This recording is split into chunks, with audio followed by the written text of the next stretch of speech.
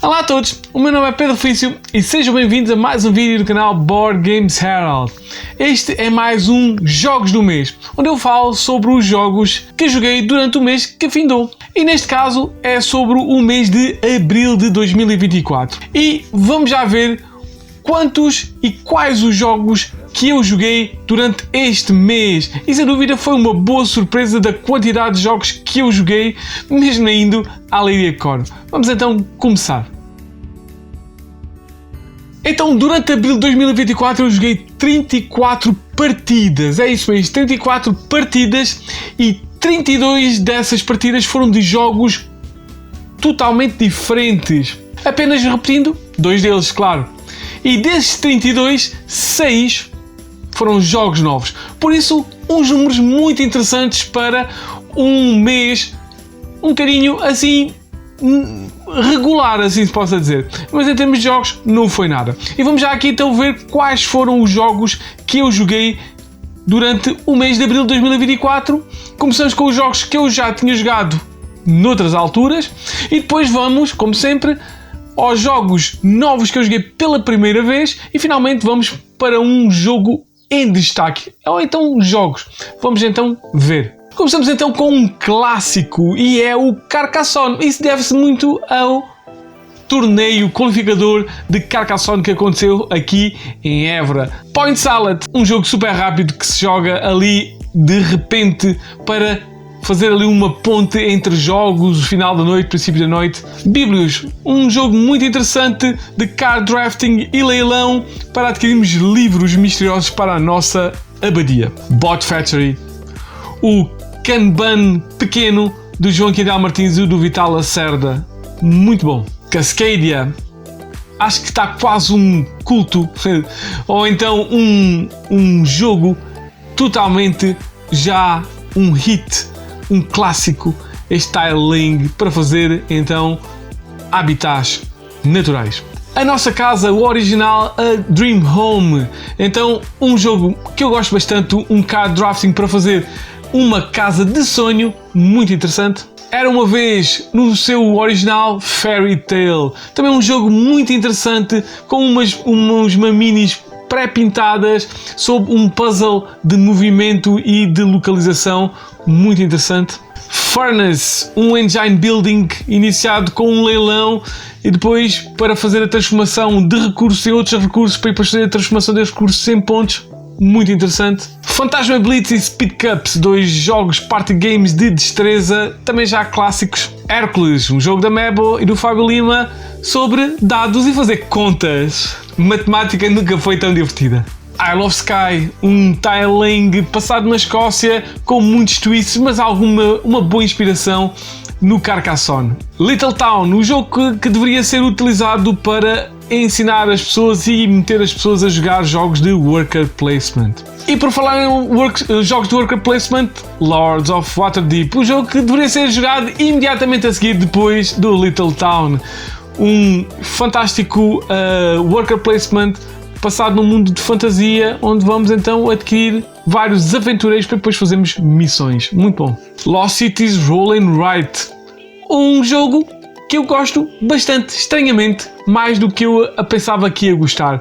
Então a transformação do famoso jogo de cartas para 2 num jogo de pen and paper para 5. Himalaya, já tínhamos falado disto. Um card de laying, um por cima dos outros, para fazer uma área e pontuar de várias formas. Outro jogo que me surpreendeu bastante. Pergamon, este não vinha à minha mesa há muito tempo. Um jogo sobre arqueologia, adquirir artefatos, fazer artefatos uns aos lados dos outros para depois expô-los no museu e ganharmos tickets com isso. Um jogo muito interessante, um quase clássico de muita idade. Project L, um jogo muito divertido de puzzles para criar puzzles com umas peças muito interessantes e uns componentes ótimos. Catan, o Duelo, ou Rivals for Catan no original, um jogo então que transforma o famoso Catan num jogo para 2 pessoas, apenas com cartas, mas com os lives muito interessantes exatamente sobre o Catan. Skull King, um dos meus jogos de trick-taking, jogo de vasas de cartas que eu mais gosto, super divertido, com vários twists ao meio do jogo, gosto bastante. Smash Up, outro jogo que há muito tempo que não vinha à minha mesa e voltou. Um jogo de cartas de Take That, onde nós vamos tentar então jogar cartas de minions e cartas de ações para fazer explodir bases. Essas bases vão nos dar pontos. É uma corrida a 15 pontos. Gosto muito. Space Base é um engine building de cartas e dados, onde nós vamos usar dados para conseguirmos ativar. As cartas estão em vários slots, dependendo então dos slots onde elas estão. E dos dados que lançamos são elas que vão ativar de uma forma ou de outra, inclusive na altura dos outros jogadores. Uma corrida a 40 pontos, muito interessante. Splendor, este é um clássico moderno, um engine building de cartas para então adquirirmos várias joias. Com essas joias adquirimos cartas, com essas cartas adquirimos cartas que nos vão dar pontos e cada vez mais pontos. Muito interessante. Stone Age. Então este Stone Age também é já um clássico, um worker placement, um dos primeiros e um dos mais icónicos. The White Castle, outro worker placement, dice placement, que este sim é novo, do final do ano 2023, sobre o Japão, muito bom. E finalmente o Wild Serengeti. Este é um jogo que eu adoro, com os componentes fabulosos, os meeples, animais de madeira imprinted, super simples, onde apenas temos um trabalhador que é a nossa câmara e temos espaços que na verdade nunca vamos fazer o bloqueio, assim se possa dizer. Há sempre coisas interessantes e é um puzzle espacial de colocarmos animais num sítio que nós queremos e outros animais noutros sítios onde queremos, para depois cumprirmos objetivos em cartas. Adoro o Wild Serengeti. E vamos já ver os jogos que eu joguei pela primeira vez de sempre. E começamos com o Autumn. É isso mesmo, um jogo da David Games, da sua nova Pocket Line dos três, que então é um jogo de biscar uma carta e jogar uma carta de forma a conseguirmos fazer uma área maior das nossas folhas. Portanto, um jogo de 1 contra 1, onde vamos tentar criar a área maior da nossa cor. E é basicamente isso, um jogo super simples, 2 jogadores, que parece extremamente simples, mas e depois de jogar umas quantas vezes conseguimos ver os vários nuances, as várias estratégias, e sem dúvida são muito interessantes e tenho vídeos sobre isso, portanto é ir ver mais aprofundadamente este Autumn. Outro jogo que também joguei e que também há vídeo foi o Flash 10, também da Pocket Line.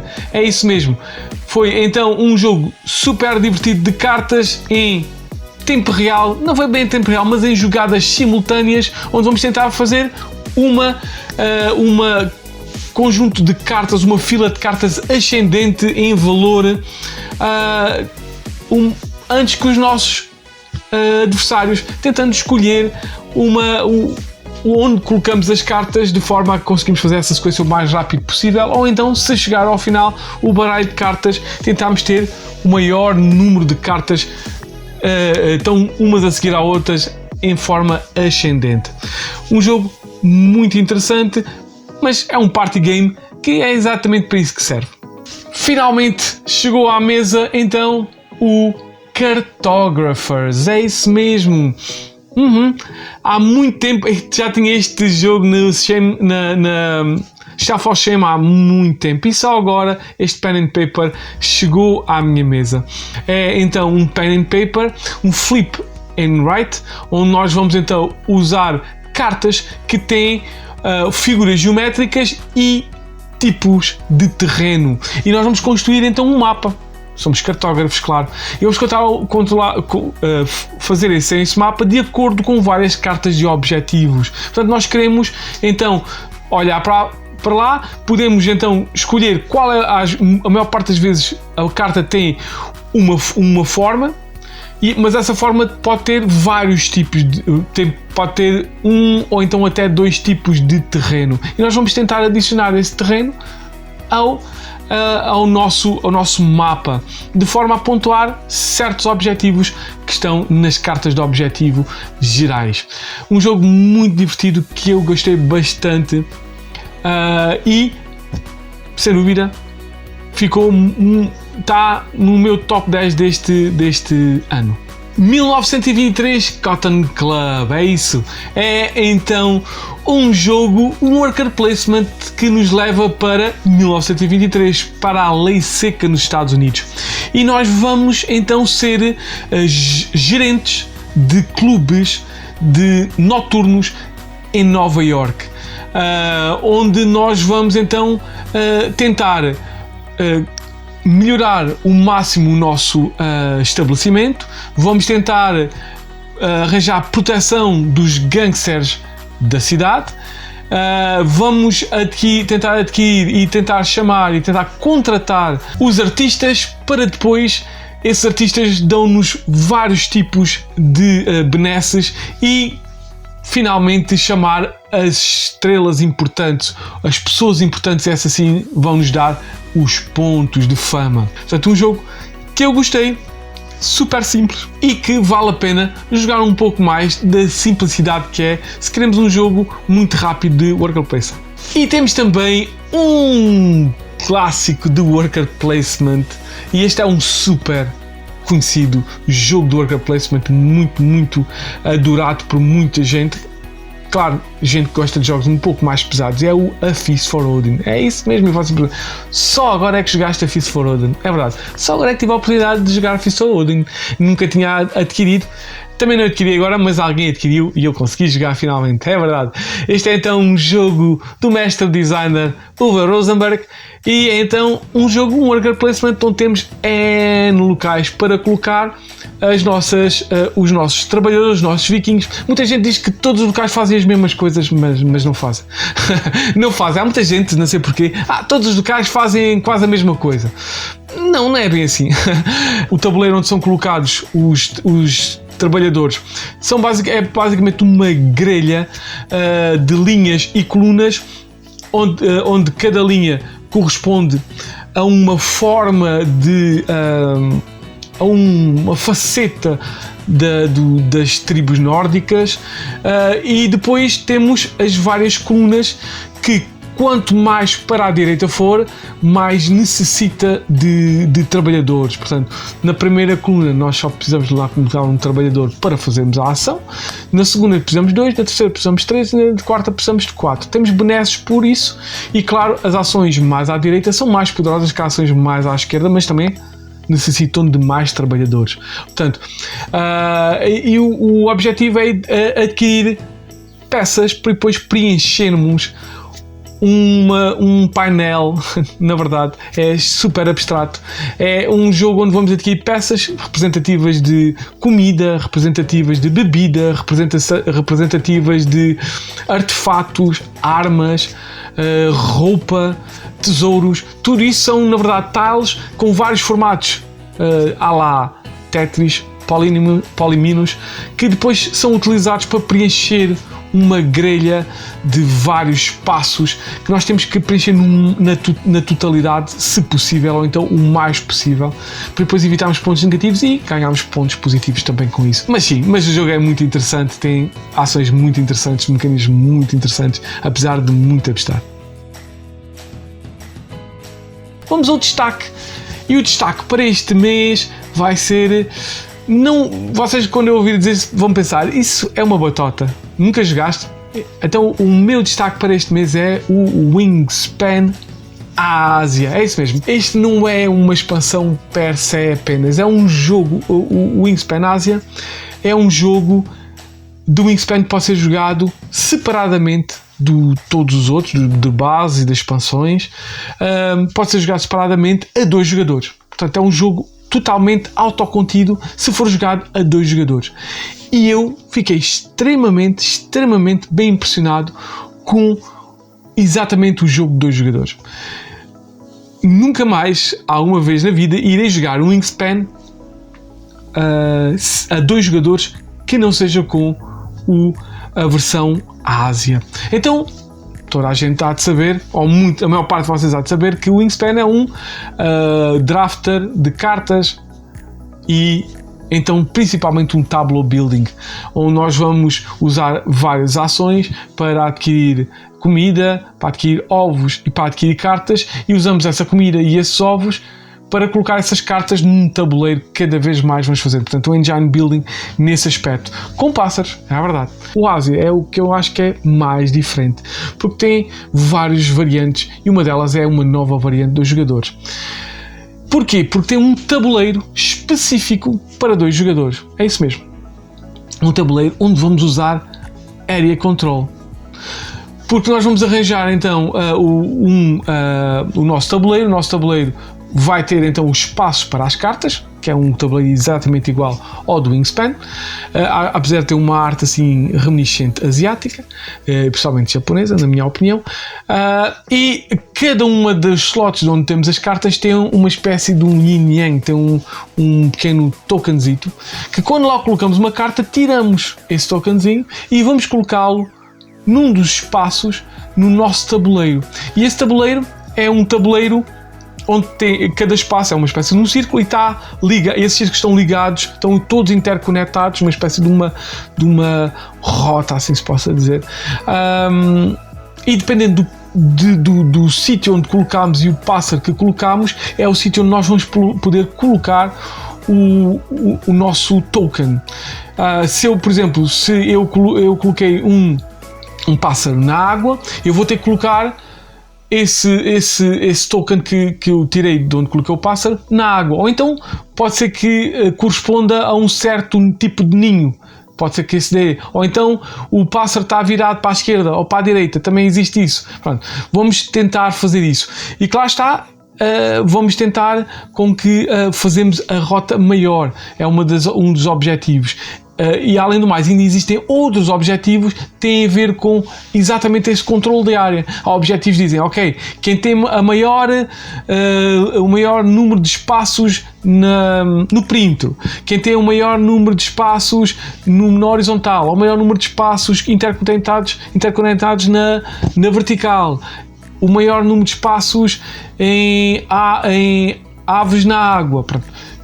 Esses são os novos objetivos, ao contrário dos objetivos do quem tem mais disto e quem tem mais daquilo. Estes são os novos objetivos. Os novos objetivos têm a ver então com este mapa, este tabuleiro interconectado de Area Control. E eu gostei muito disso para 2 jogadores, porque há ali um tug of war. Enquanto se jogarmos um jogo de coisa e apenas esse objetivo é teres mais do que o outro, pronto, ok. Pode ser, mas este tem mais este mecanismo de Area Control que fica muito interessante. Podemos cortar para evitar com que os outros tenham a maior linha contínua. Podemos fazer esse tipo de coisas e sem dúvida gostei muito. Além do mais, faz com que nós queremos meter mais pássaros. Isto é, há muitos daqueles jogos que muita gente, a única coisa que se limita é ovos. Vá fazer ovos, meter ovos, para depois ganhar pontos, fazer ovos, meter ovos. Ou então usar só mesmo os pássaros que são necessários para fazer os objetivos. Aqui não, aqui compensa meter muitos pássaros, porque esses pássaros vão nos deixar fazer o controle de área. E o controle de área é importante porque vão-nos dar pontos nisso tudo. Vão-nos dar pontos de objetivos em cada um do final da ronda, vão-nos dar pontos de termos o maior coisa, e além do mais, quando metemos um token, muito possivelmente esse espaço tem lá uma benesse, ou vamos buscar comida, ou vamos buscar uma carta, etc, etc. Portanto, gostei muito desta expansão do Ásia a 2. Este Wingspan Ásia, sem dúvida, uma grande surpresa. E pronto, foram todos estes jogos que eu joguei durante o mês de abril de 2024. Espero que tenham encontrado alguns que gostaram. E já agora, se gostaram, deixem likes, principalmente subscrevam o canal para fazer crescer este canal que necessita da vossa ajuda. Então, muito obrigado por terem vindo e até ao próximo vídeo.